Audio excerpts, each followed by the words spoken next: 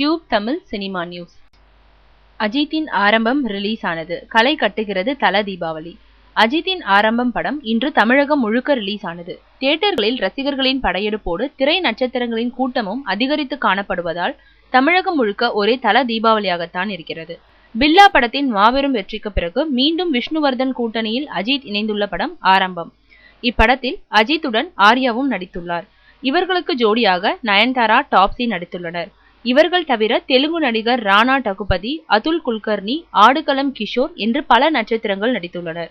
யுவன் சங்கர் ராஜா இசையமைத்துள்ளார். ஸ்ரீ சத்யசாய் மூவிஸ் சார்பில் ரகுராம் தயாரித்துள்ளார். இப்படம் இன்று தமிழகம் முழுக்க 1400 தியேட்டர்களில் ரிலீஸ் ஆனது.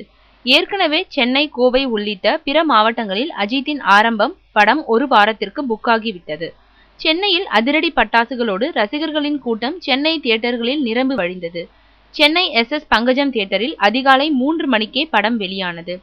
சென்னை ராக்கி தியேட்டரில் 4:30 மணிக்கும், காசி தியேட்டரில்